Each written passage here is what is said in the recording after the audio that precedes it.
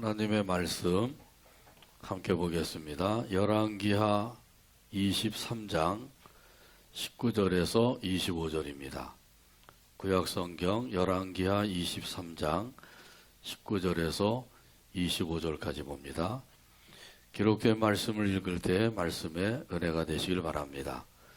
전에 이스라엘 여러 왕이 사마리아 각 성읍에 지어서 여호와를 경노하게 한 산당을 요시야가 다 제거하되 베델에서 행한 모든 일대로 행하고 또 거기 있는 산당의 제사장들을 다 제단 위에서 죽이고 사람의 해골을 제단 위에서 불사르고 예루살렘으로 돌아왔더라. 왕이 뭇 백성에게 명령하여 이르되 이 언약책에 기록된 대로 너희의 하나님 여호와를 위하여 유월절을 지키라 하매 사사가 이스라엘을 다스리던 시대부터 이스라엘 여러 왕의 시대와 유다 여러 왕의 시대에 이렇게 유월절을 지킨 일이 없었더니 요시야 왕 18째 해에 예루살렘에서 여호와 앞에 이 유월절을 지켰더라. 요시야가 또 유다 땅과 예루살렘에 보이는 신접한 자와 점쟁이와 드라빈과 우상과 모든 가증한 것을 다 제거하였으니 이는 대제사장 hil기야가 여호와의 성전에서 발견한 책에 기록된 율법의 말씀을 이루려 함이라. 요시야와 같이 마음을 다하며 뜻을 다하며 힘을 다하여 모세의 모든 율법을 따라 여호와께로 돌이킨 왕은 요시야 전에도 없었고 후에도 그와 같은 자가 없었더라. 아멘. 찬양대의 찬양으로 하나님께 영광 돌리고 함께 화답하면서 은혜 나눕니다.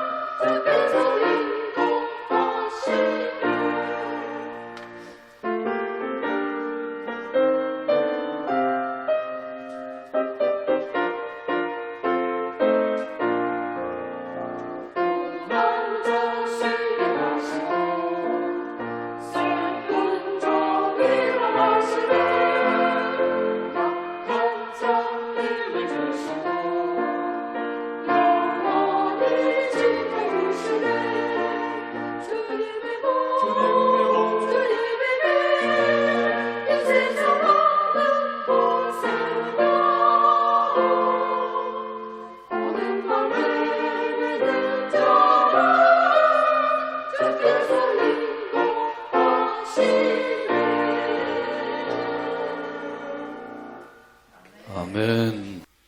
신앙의 개혁, 이런 제목으로 은혜 나눕니다. 미국에 프린스톤 신학대학교가 있습니다. 이 대학에서 유명한 성서 신학자인 오토 하이퍼 교수가 있었습니다. 이 교수가 강의 시간에 학생들에게 깜짝 놀랄 말을 했습니다. 여러분, 종교개혁을 마틴 루터가 일으킨 것으로 생각하는데 그건 잘못된 생각입니다. 이 말을 들은 학생들이 눈이 화등잔말하게 되었어요. 아니, 마틴 루터가 종교개혁을 하지 않았다고 하면 누가 한 거냐? 도대체 누가 종교개혁을 했다고 하는 것이냐? 이렇게 하면서 웅성거리자 이 하이퍼 교수가 다시 천천히 분명하게 말을 했습니다. 종교개혁은 루터가 갈라디아서를 읽을 때 그 말씀이 그 루터 안에서 폭발을 일으킨 것입니다. 자, 그러니까 이 갈라디아서의 그 진리가 그 사람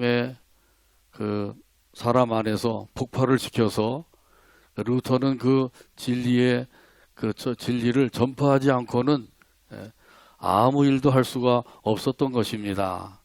그러니까 이 종교개혁은 루터가 한 것이 아니라 갈라디아서의 진리가 한 것입니다. 이렇게 이야기했다고 합니다. 매우 중요한 의미 있는 이야기죠.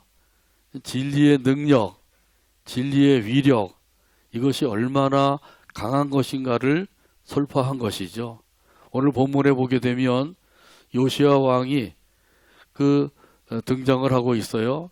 이 요시야 왕이 유다의 제17대 왕으로서 BC 640년에서 BC 609년까지 31년 동안을 유다 나라를 다스렸습니다. 8살 때 왕이 되었어요. 그래서 8년이 지난 16살 때부터 종교개혁을 시작을 해서 통치한 지 18년째 되는 해 종교개혁을 완성을 하게 되었습니다. 자, 그러니까 이 종교개혁을 한두 번 하고 끝난 것이 아니라 지속적으로 이루어서 완성을 하게 되었다는 것이죠. 성전을 수리하게 했는데 수리하다가 대제사장 hil기야가 율법책을 발견했어요. 요시야 왕이 그 율법책을 읽고 하나님을 그동안 잘못 섬겼다고 하는 사실을 깨닫고 하나님 앞에서 옷을 찢었습니다. 그리고 회개한 것이죠. 이스라엘 백성들은 하나님 앞에 회개할 때 마음을 찢는 그 마음을 가지고 옷을 찢었어요. 옷을 찢었다고 하는 것은 마음을 찢는 외적인 표현이라고 볼 수가 있는 것이죠. 그래서 종교개혁을 단행하게 되었습니다. 역시 율법의 힘이에요. 진리의 능력입니다. 이것을 보면 이 하나님의 말씀은 섬김의 표준이 된다고 하는 사실이죠. 우리가 하나님을 섬기는데 어떤 표준을 가지고 어떤 기준을 가지고 섬겨야 되느냐? 그건 하나님의 말씀이 표준이 되고 기준이 되어야 되는 거죠. 그 말씀을 자세히 읽고 자기 자신을 잘 살펴보면 거기서 잘하고 잘못된 것을 발견할 수가 있는 겁니다. 하나님을 어떻게 섬겨야 할 것인가? 이것이야말로 우리가 섬기는 데 있어서 참으로 중요한 것이에요. 그동안 섬기던 습관대로 섬기고 여전히 내 생각대로 내 방법대로 내 뜻대로 섬기는 것이 아니라 하나님의 말씀을 따라서 섬기는 것, 이것이 참으로 중요한 거죠. 이런 의미에서 오늘 본문 19절 말씀을 봅니다. 전에 이스라엘 여러 왕이 사마리아 각 성읍에 지어서 여호와를 경배하게 한 산당을 요시야가 다 제거하되 베델에서 행한 모든 일대로 행하고. 아멘. 이스라엘 왕들이 세운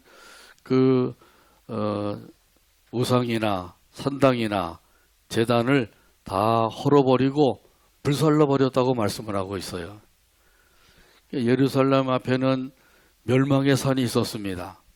이 멸망의 산은 저주의 산이라고도 불려지는 거죠. 이 산에 있는 산당을 다 헐어버리고 그곳에서 다시는 그 제사 행위를 하지 못하도록 이방신들에게 제사하는 것이죠. 이런 일들을 하지 못하도록 그 제단이나 산당을 더럽혀 놓았어요. 여기 멸망의 산, 저주의 산, 이 산의 이름은 뭐죠? 이것은 에발산입니다. 그 신명기 11장에 보게 되면 하나님께서 모세에게 말씀을 하셨어요. 너희가 약속의 땅에 들어가게 되면 그리심산에서 축복을 하고 에발산에서 저주를 선포하라. 이렇게 말씀하신 것은 이스라엘 백성들 앞에다가 두 개를 놓았다는 거예요. 복과 저주를 놓아두었다는 거죠. 이렇게 복과 저주를 두게 된 것은 둘 중에 하나를 선택하라고 하시는 거예요. 복을 선택할 것인지 아니면 저주를 선택할 것인지 이것은 너희가 할 일이다. 너희들이 할 것이 바로 복과 저주 중에 한 가지를 선택해서 사는 것이다. 그러면 어떻게 하는 것이 복을 선택하는 것이라 그랬어요? 그것은 하나님의 명령에 순종하는 것이 복을 선택하는 겁니다. 반대로 저주를 선택하는 것은 어떻게 하는 거예요? 하나님의 명령에 불순종하는 것이 저주를 선택하는 것이라는 거예요. 여기에 대한 말씀은 신명기 11장 26절에서 29절 말씀 가운데 있습니다. 내가 오늘 복과 저주를 너희 앞에 두나니 너희가 만일 내가 오늘 너희에게 명하는 너희의 하나님 여호와의 명령을 들으면 축복이 될 것이요 너희가 만일 내가 오늘 너희에게 명령하는 도에서 돌이켜 떠나 너희의 하나님 여호와의 명령을 듣지 아니하고 본래 알지 못하던 다른 신들을 따르면 저주를 받으리라. 내 하나님 여호와께서 내가 가서 차지할 땅으로 너를 인도하여 들이실 때에 너는 그리심 산에서 축복을 선포하고 에발산에서 저주를 선포하라. 아멘. 하나님의 명령을 듣고 순종하면 무엇이 된다고요? 복이 된다 그랬어요. 하나님의 명령을 듣지 아니하고 불순종하게 되면 무엇이 된다고요? 저주가 된다 그랬습니다. 자, 그러니까 우리가 복을 선택할 것인지 아니면 저주를 선택할 것인지 그것은 내가 해야 될 일이에요. 여러분은 어떤 것을 선택하시겠어요? 예, 저주를 선택하실 분 안 계신가요? 한 분도 안 계시네요. 모두 다 복을 선택을 해서 하나님이 주시는 복을 받아 누리며 살아가게 되기를 간절히 바랍니다. 자, 그런데 솔로몬 왕 때에 이 저주의 산인 그 에발산에다가 산당을 많이 지어놨어요. 산당을 많이 지어놓고 거기서 이방신들에게 제사를 지내게 한 거예요. 시돈에 아스다로 신전도 세워놓고 모압의 금오스 신전도 세워놓고 암몬의 밀곤 신전도 세워놓고요. 이렇게 해서 이런 그 이방신들에게 제사를 지내게 했단 말이죠. 이것을 요시야 왕이 이제 왕위에 올라서 이 사실을 알고 그 모든 것들을 다 헐어버리고 불살라 버렸다고 하는 거예요. 또한 여로보암 왕 때에는 그 베델에다가 제단을 세워놓고 거기다 산당도 지어놓고 그리고 하나님 앞에 제사 드린다고 거기서 제사 지내게 했던 것이죠. 예루살렘 성전에 와서 제사를 지내야 되는데 이 베델에다가 제단을 쌓아놓고 거기서 제사를 지내게 한 거예요.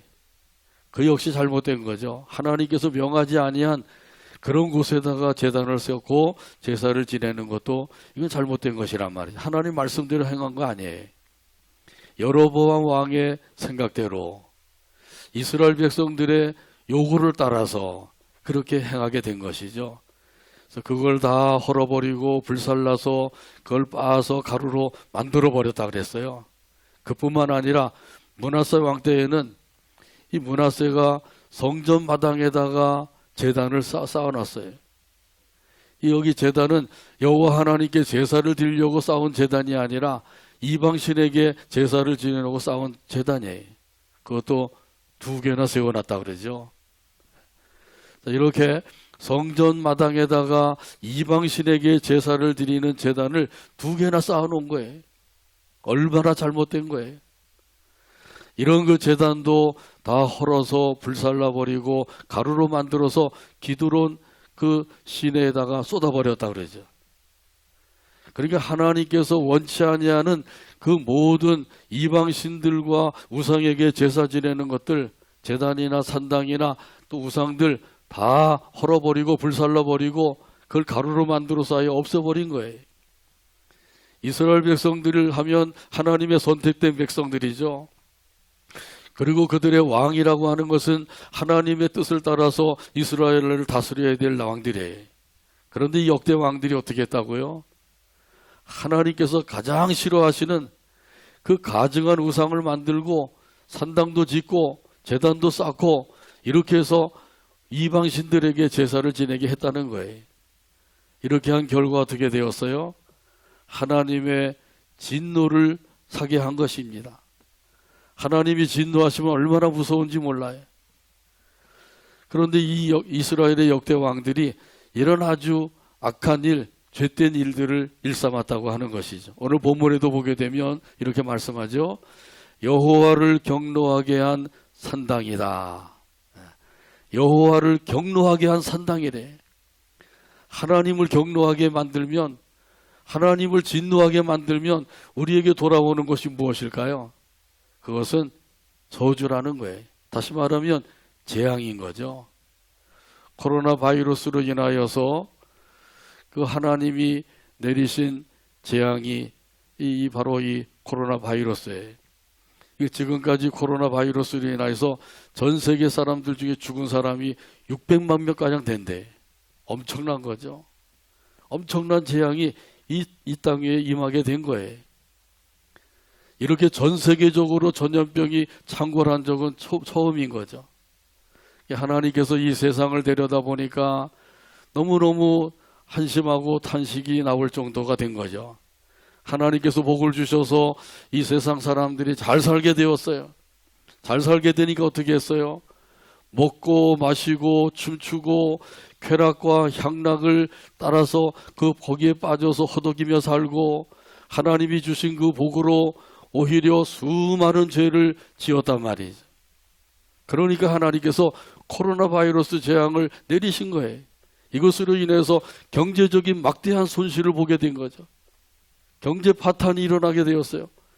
많은 돈을 풀었기 때문에 이제 이것 때문에 경제가 어떻게 수습이 되는지 알지가 못하는 그런 가운데 있게 되었단 말이죠. 말로 다 할 수 없는 고통과 슬픔과 죽음이 오게 된 거예요. 이렇게 하나님께서 재앙을 내리신 까닭이 뭐죠? 그것은 회개 자복하라는 거예요. 예수 안 믿는 사람들은 회개하라. 예수 믿는 사람들은 자복하라. 하나님께서 말씀하고 계신 거죠. 아무리 말씀을 하셔도 듣지 아니하고 여전히 세상 쾌락과 향락에 빠져서 온갖 죄를 범하며 살고 있으니까 하나님께서는 이제라도 정신을 차리라고 이런 재앙을 내리신 거란 말이죠. 그러니까 이런 때 우리가 하나님 앞에 할 일은 회개 자복하는 일이에요. 그래서 하나님 앞에 돌아서고 하나님의 말씀을 따라 살게 되면 우리 하나님께서는 재앙을 돌이켜 복을 내려주시는 주님이신 줄로 믿습니다. 예수님께서 말씀하셨어요. 하나님의 나라가 가까이 왔으니 회개하고 복음을 믿으라. 마가복음 1장 15절에서 말씀하시죠. 이르시되 때가 찼고 하나님의 나라가 가까이 왔으니 회개하고 복음을 믿으라 하시더라. 아멘. 아직까지도 회개하지 않은 분이 있다고 하면 회개하게 되기를 바랍니다. 자복하게 되기를 바랍니다. 복음을 믿게 되기를 바랍니다. 하나님께서 요구하시는 것이 바로 이거예요. 이렇게만 하면 하나님께서는 오히려 은혜를 부어주시고 복을 주시는 복의 근원이 되시는 주님이시란 말이죠. 요시야 왕이 종교개혁을 했어요. 먼저 없애버려야 될 것들을 다 제거해버린 것이죠.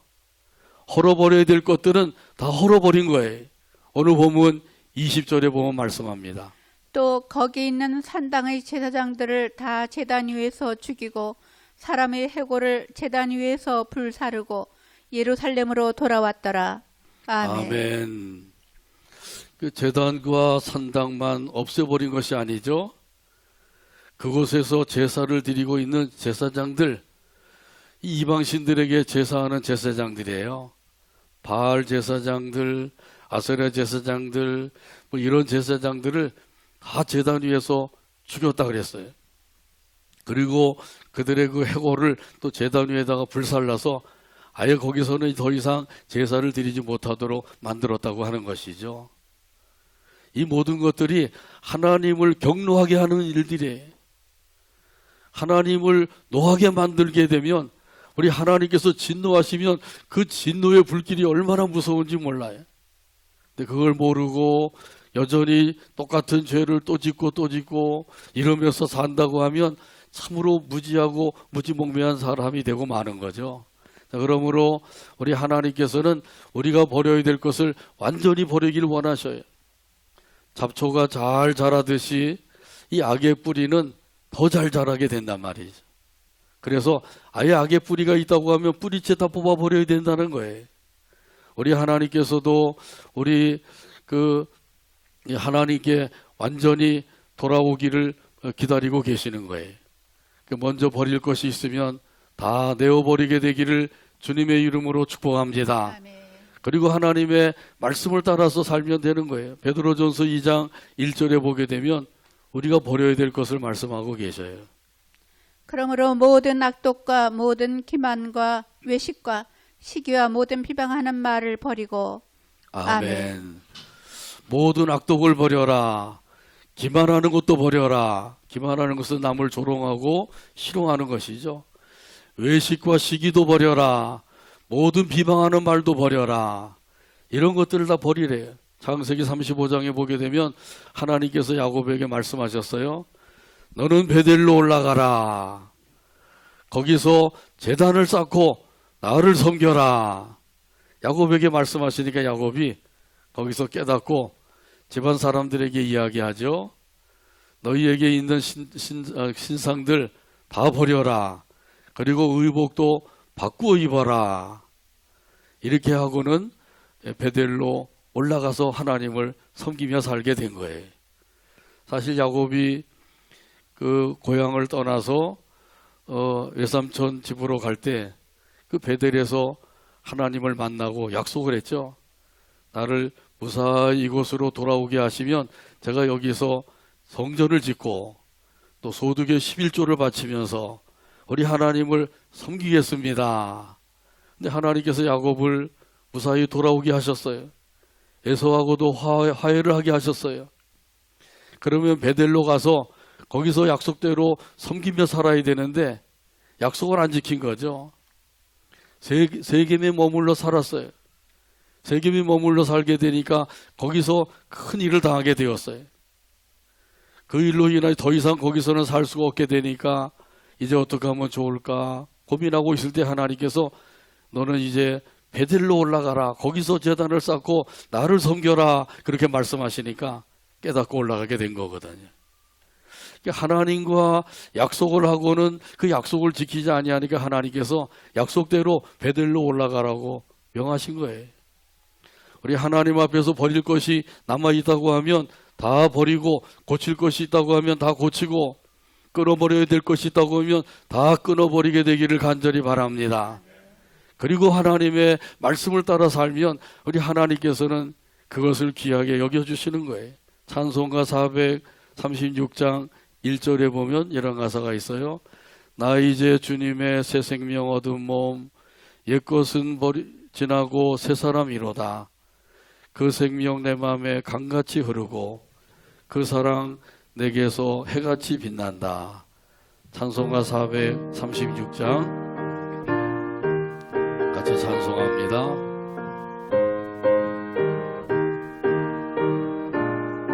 나 이제 주님의 새 생명 얻은 몸, 나 이제 주님의 새 생명 얻은 옛것은 지나고 새 사람이로다. 옛것은 지나고 새 사람이로다. 그 생명 내 맘에 강같이 흐르고 그 생명 내 맘에 강같이 흐르고 그 사랑 내게서 해같이 그 빛난다. 사랑 내게서 해같이 빛난다. 영생을 누리며 주 안에 살리라. 누리며 주 안에 살리라. 오늘도 내일도 주 함께 함께 살리라. 오늘도 내일도 주 함께 살리라. 아멘. 옛것은 지나고 새 사람이로다. 이 찬송 가사대로 예수님을 믿는 사람들은 새 사람이 된 줄로 믿습니다. 이제 새 사람이 되었으니까 어떻게 살아야 돼요? 새 사람답게 살면 되는 거죠. 누더기 같은 옛사람을 다 벗어버려야 돼. 그리고 새롭고 거룩한 삶을 살아가게 되기를 주님의 이름으로 축복합니다. 그러려면 다른 것이 없습니다. 하나님의 말씀을 따라서 살면 되는 거예요. 하나님께서 뭐라고 말씀하셨는지 그 말씀에 귀를 기울이고 그 말씀을 마음에 새겨서 그 말씀을 따라서 살아가게 되기를 간절히 바랍니다. 오늘 본문 21절에 말씀합니다. 왕이 무백성에게 명령하여 이르되 이 언약책에 기록된 대로 너희의 하나님 여호와를 위하여 유월절을 지키라 하매. 아멘. 이스라엘에는 3대 절기가 있었어요.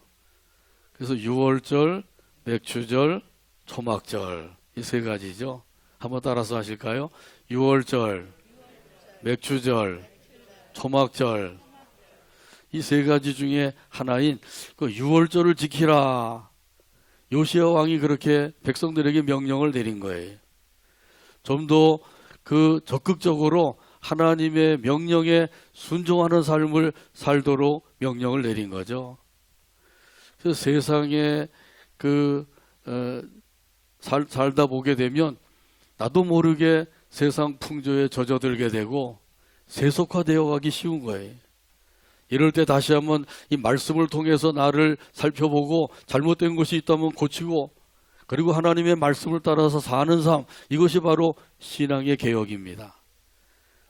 요시야 왕이 종교 개혁을 단행한 것처럼 우리가 할 일은 신앙의 개혁을 이루어야 되는 것이죠. 그러려면 제일 먼저 버릴 것은 다 버리라 그랬죠. 끊을 것은 다 끊어야 된다 그랬어요. 그러지 아니하고는 우리가 한 걸음 더 하나님 앞에 가까이 나가야 되는데 그렇게 나가지 못하게 된다는 거예요. 이런 끊어버리지 못하고 버리지 못한 것들이 계속해서 내 발목을 붙잡는 거죠. 발목을 붙잡으면 아무리 앞으로 가고 싶어도 갈 수가 없어요. 그러니까 이런 것들을 다 버리고 그리고는 한 걸음 더 나가서 하나님의 말씀을 따르는 삶을 살아야 된다는 거죠. 그래야만 우리의 신앙의 개혁이 이루어지게 되는 겁니다. 요시야 왕이 유월절을 지킨 것, 이것은 참으로 그 역대 왕들보다도 높이 살 만한 업적이에요.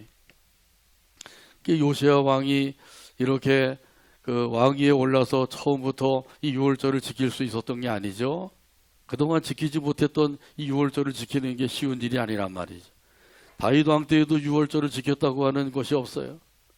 히스기야 왕 때도 유월절을 지켰다고 하는 게 없어요. 역대 왕들 가운데 유월절을 지킨 왕은 오직 요시야 왕 때밖에 없다는 거죠. 그러니까 정말 오랜만에 유월절을 지키게 된 거예요. 하나님의 말씀을 따라서 절기를 지키는 삶, 이 절기를 지키는 삶을 요시야 왕이 단행을 하게 된 거죠. 그래서 오늘 본문 22절에 보게 되면 이 사실에 대해서 말씀을 하고 있습니다. 사사가 이스라엘을 다스리던 시대부터 이스라엘 여러 왕의 시대와 유다 여러 왕의 시대에 이렇게 유월절을 지킨 일이 없었더니. 아멘.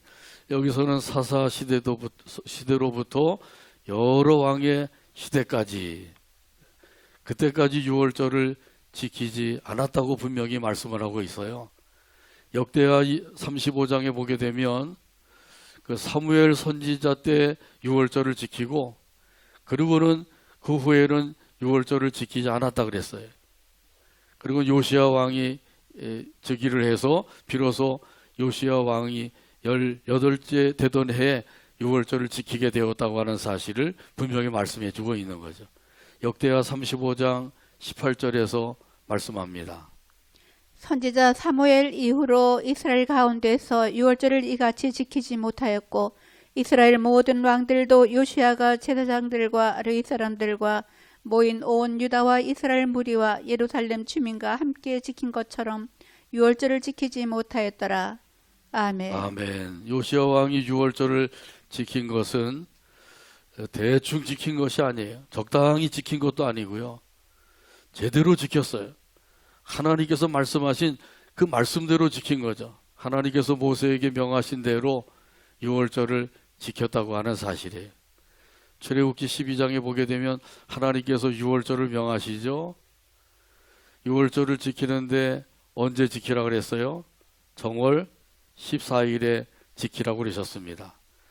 유월절을 지키는 데 있어서 제일 중요한 것은 어린 양이나 염소 새끼를 잡아서 그래서 그걸 제물로 드리는 거예요.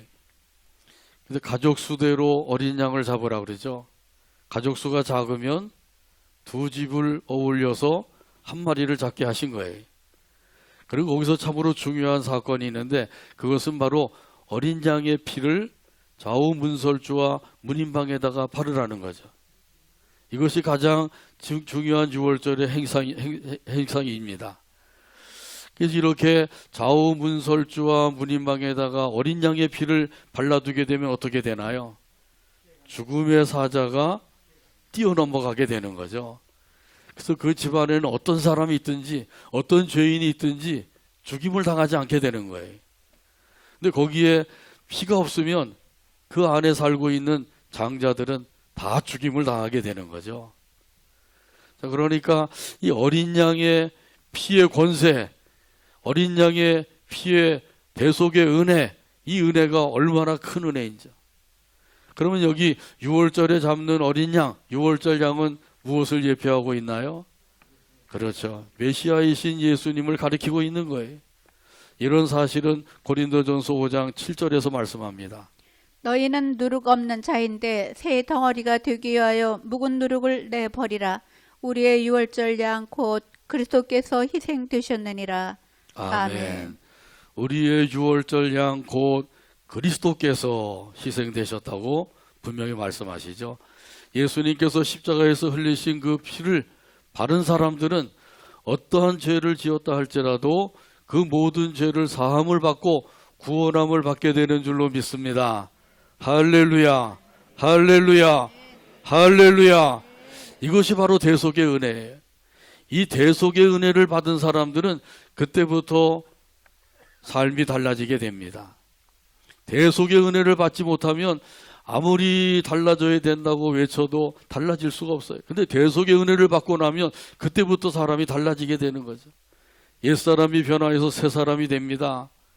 옛것을 버리고 새것을 또 따라서 살게 됩니다. 또 자기의 마음대로 사는 것이 아니라 하나님의 말씀을 따라서 살게 됩니다. 이것이 바로 대속의 은혜를 받은 사람의 삶인 거예요.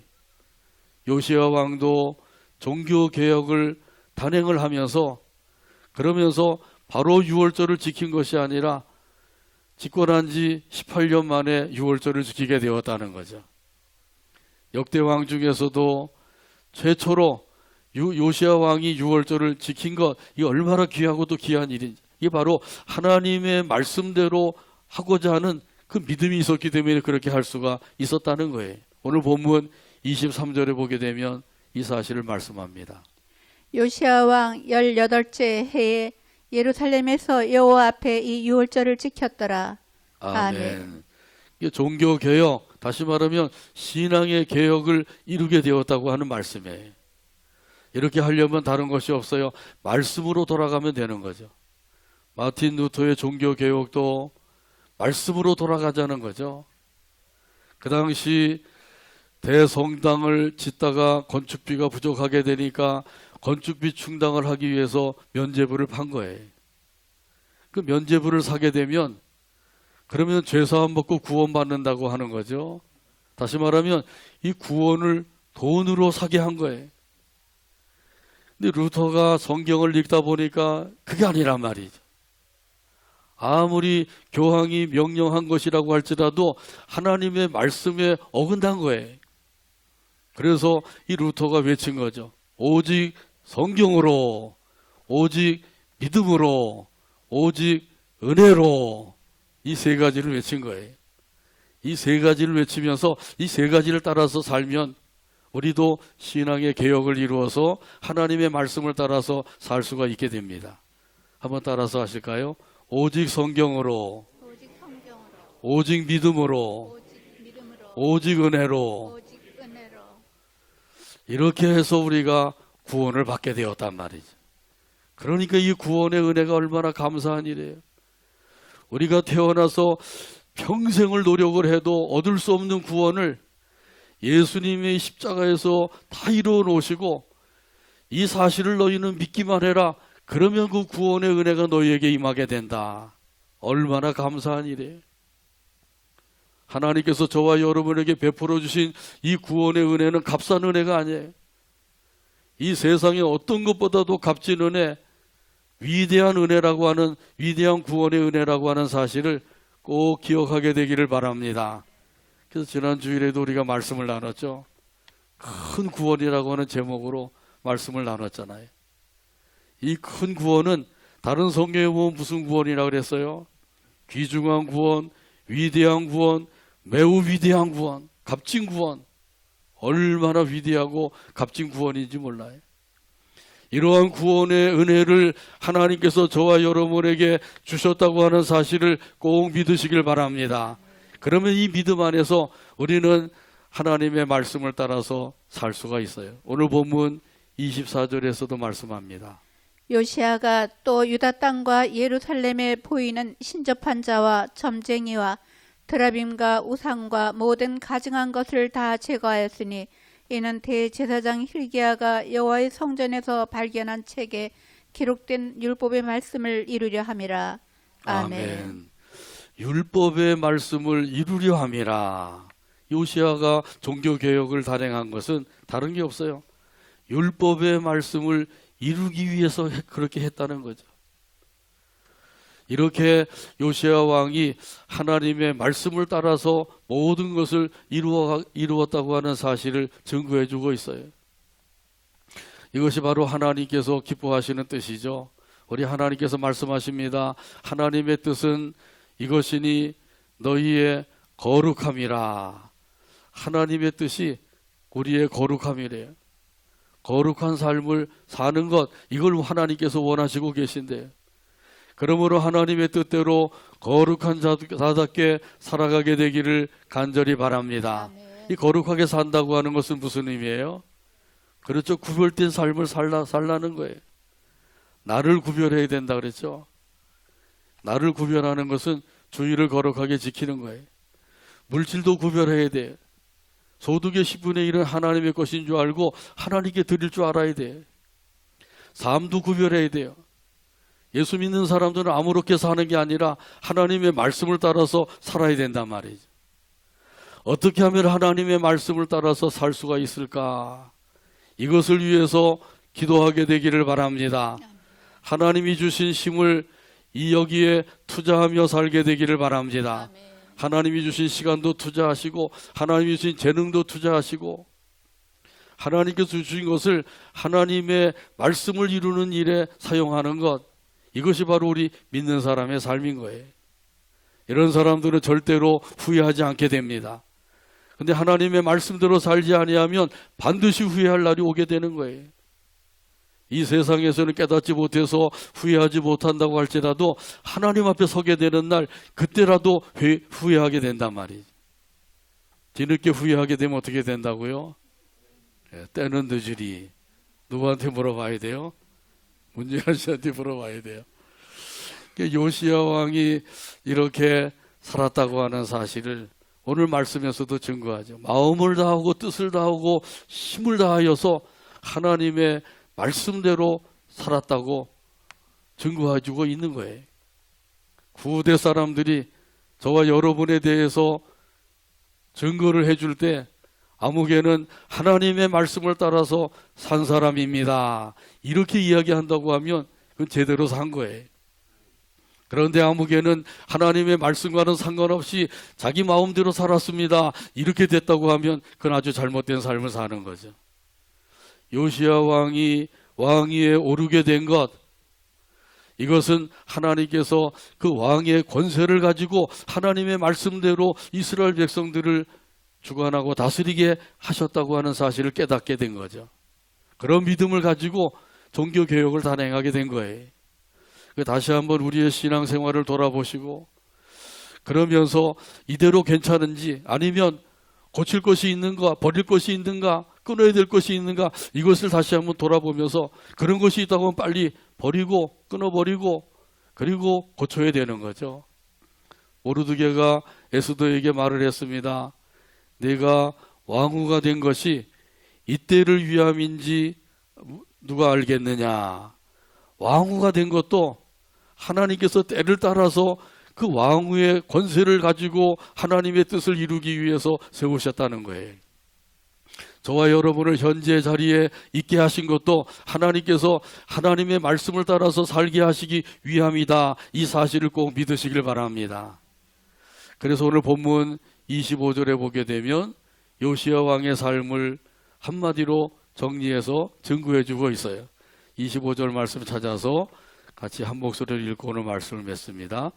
요시야와 같이 마음을 다하며 뜻을 다하며 힘을 다하여 모세의 모세가 모든 율법을 물법을 따라 따라 여호와께로 돌이킨 왕은 요시야 전에도 없었고 후에도 그와 같은 자가 없었더라. 아멘. 아멘. 기도합니다.